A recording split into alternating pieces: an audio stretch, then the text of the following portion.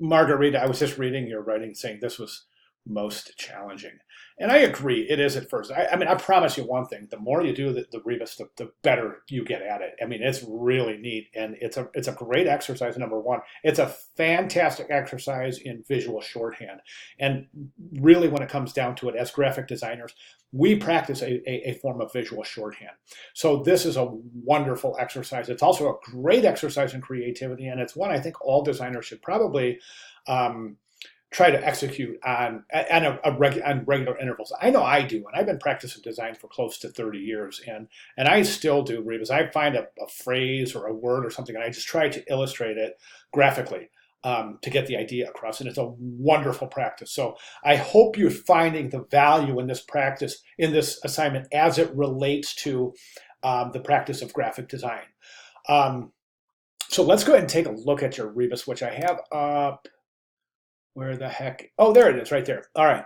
Now, first of all, I want to say that the exploratory stage here is phenomenal, and this is how it's done, Margarita. This is how it's done. I can see your wheels turning as I'm looking at your sketches, and this is fantastic. I'm going to go through these, and I want to tell you what I'm seeing and my reaction, and let's see if we can maybe improve on this and move into a direction that is going to be acceptable and it's going to work for the final, right? So let's go ahead and take a look at the first one too. I've been trying to figure this out. Okay, it looks like a Batman mask. So I don't know, two wrongs. Boy, gosh, I've been looking at this for so long. I'm not getting it. Maybe you can describe this to me in your response. Don't, the donut and the not. Um, donut, don't. I mean, I can see it. I wonder if we even really need the not. So because it's don't and donut. So basically, when the viewer sounds this out, they're gonna get don't out of donut, especially when they start to put it together. So this is donut not. So donut not don't do. I mean, I could say that's a tough one. That's a tough one. I mean, the jury's out on that one, I think. And rake, make a right. This is great. Love it. Love it. Nice job there. Um,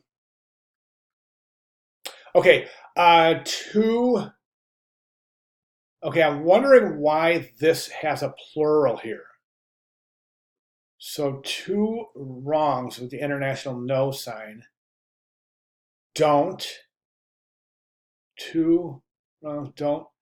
M and cake, make. That's great. That's good.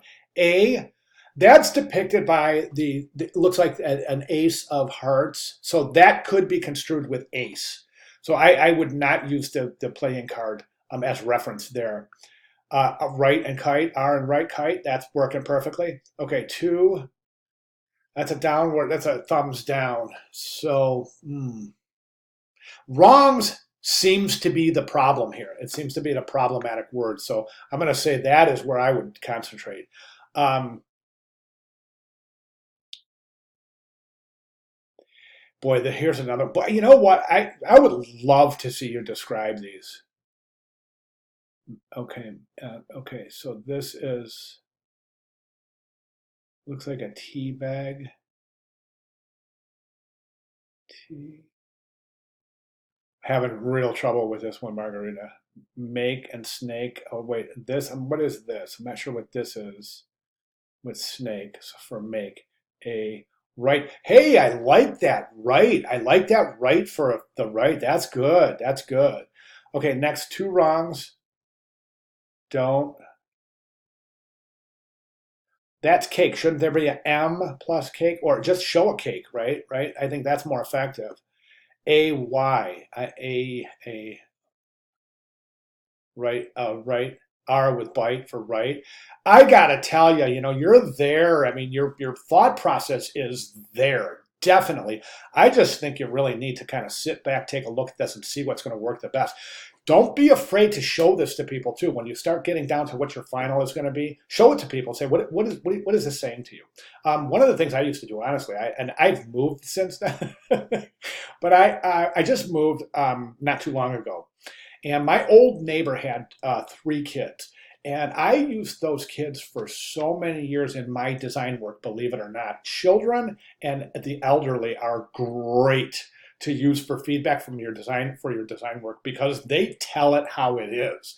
So, a quick story: I was designing, doing illustrations for a children's clothing line, and the clothing designer would give me these parameters and tell me what these illustrations should look like, and I would take the illustrations when I was done, and since the target market was basically the parents who are buying the clothes for the kids, but the kids are wearing the clothes, so they had a say in it, right? So I would go to my neighbor's kid. I would go, hey, what do you think about this picture, this illustration? What do you think about this? What's it saying to you? They would tell me, and I do it all the time. Every chance I get, I show my work to them and say, describe this to me. What do you think? And I think it's a great practice. So the point I'm trying to make here is go ahead and show this to your, your friends, family, coworkers, whatever the situation is, and just get some feedback on it, see what works and what doesn't. And then we'll move into the final submission. Okay, great job. Great start. Fantastic. I would love it if you would kind of just include a little written text as to what do these ones actually mean. The bat, two no's, two wrongs, don't make a, right? That one works. No explanation needed there. To charity with a dollar going into it. Donation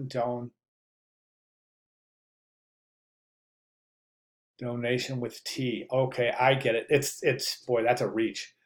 Donation T. Yeah, that one's a reach. I think I'm still trying to figure out what this is for the snake for make. So maybe you could describe that. Love the right. I love that. Two wrongs don't make him. And then this one, I can't figure this one out either. But this should yeah, describe that one to me as well. All right, fantastic start. Great job. If you have any questions or you need any clarification, please let me know. I'll be glad to provide you in that regard. Thank you so much.